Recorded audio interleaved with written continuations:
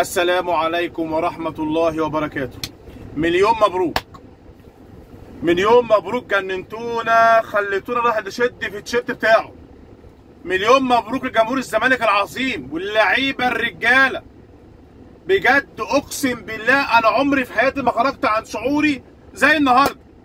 انا طلعت من الكافيه اسجل فيديو في العربية عشان خلاص انا بقيت على اخري هنا. يا عم وسيريو، يا عم وسيريو، يا عم وسيريو، ابوس ايدك. التغييرات اللي بتعملها وام التشكيل بتبدا بيه ده، الناس كلها بتلعب بالقوام الرئيسي ما بتفتيش. انت عمال تجيب ده شمال وده يمين وده فوق وده تحت. يا عم ابوس ايدك، ده الفرقه انت بقالها اكتر من سنه معاك، يعني انت حفظت امكانياتهم. ليه الخربله اللي في الفرقه دي الشوط الاولاني؟ وايه المساحات دي كلها الشوط الاولاني؟ هي في فرقه في الدنيا دي كلها بتلعب على بطوله، فريق بطولات. الشوط الاولاني الجبهه اليمين والجبهه الشمال مفتوحه شوارع، من ورا عبد الغني، من ورا حسام عبد المجيد، عشان مش مكانهم. ده هم في مكانهم اصلا بيغلطوا. ليه الفاتي في التشكيل ده وانت قاعد بره مش شايف؟ يعني انت قاعد بره مش شايف اللي بيحصل في الملعب؟ تقول انا غلطت، هصحح من غلطي، لازم البدايه تبقى كده واكسب بامكانيات لعيبتي، امكانيات زيزو العالمي اللي بجد رجع الروح فينا الشوط الثاني، بدايه الشوط الثاني. وطبعا ما ينفعش ما اشكرش النجم الكبير الاسطوره اللي هيفضل طول عمره اسطوره، شيكابالا، الرمز الحقيقي لنادي الزمالك مع الجماهير. ايه الهدف الجميل ده؟ ايه الاصرار والعزيمه والروح بتاعت شيكابالا دي؟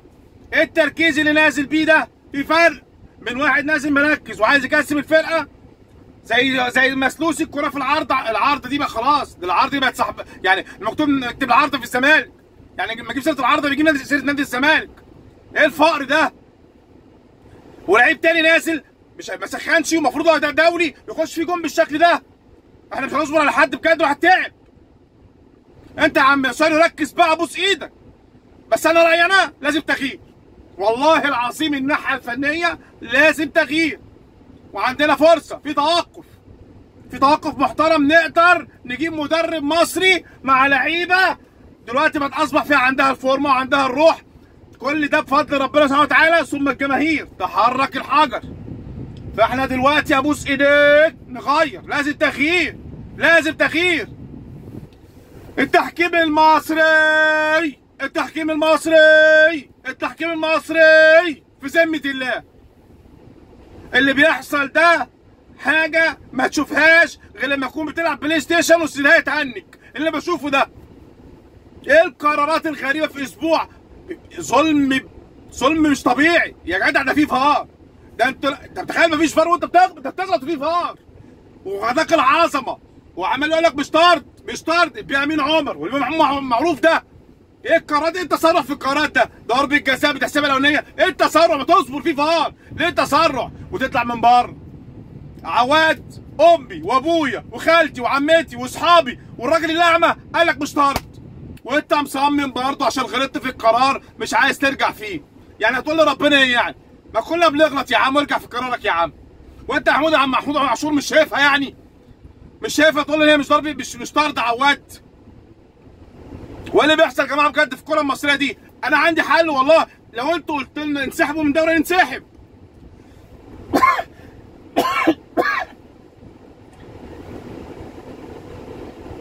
حسبي الله ونعم الوكيل، والله العظيم حسبي الله ونعم الوكيل في كل واحد بيظلم نادي الزمالك، وكل واحد عايز يتشهر على نادي الزمالك، وكل واحد عايز يروح الجماهير المحترمه دي، عايز يروحها زعلان. كوره مكسب وخساره يا عم احنا عارفين، بس ما تظلمنيش في اسبوع. العظمه واخداكوا قوي. ده التحكيم المصري يا جماعه ما يحكمش دوره رمضانيه، ده افضل من كوبري عرابي.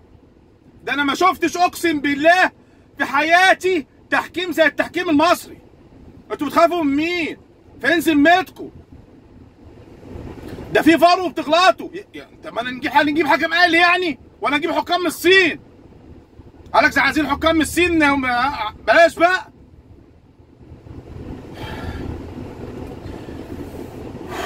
والله العظيم منكم لله. مبروك يا جماعه. مبروك لجماهير الزمالك العظيمه، مبروك كل واحد زملكاوي. ماتش صعب، ماتش صعب، والحياه بقت صعبه، وضغوط نفسيه وعصبيه على اللعيبه في الملعب وبره الملعب، وحاجه بقت تحزن بجد على الكوره المصريه. اقسم بالله حاجه تحزن، حاجه تحزن. يعني الواحد المفروض طبيعي ان انا فريق بطولات لما اطلع اكسب ده طبيعي، انما بطلع بكسب بطلوع الروح. انا اصلا طالع الروح طالعه مني اصلا. مفيش كده، مفيش فلوس، مفيش مجلس، مفيش. انت عايز تعمل فيا ايه تاني؟ هتوصلونا نقول لما الزمالك يكسب يبقى خلاص كده الحمد لله هنفرح ونبوس ايدينا ما الطبيعي احنا نكسب، احنا فريق بطولات. انتوا عايزين توصلونا لايه؟ مش فاهم انا. هنفضل ندافع عن نادي الزمالك وكيان نادي الزمالك. وعلى فكره اللي جاي اسوأ في التحكيم، اللي جاي اسوأ. لما يحصل كده في اسبوع يبقى في تعنت من التحكيم المصري على الزمالك. ده في اسبوع. انت عايز تخلص علينا في اسبوع؟ مبروك جمهور الزمالك العظيم، مبروك يا رجاله. اشوفكم على خير، السلام عليكم.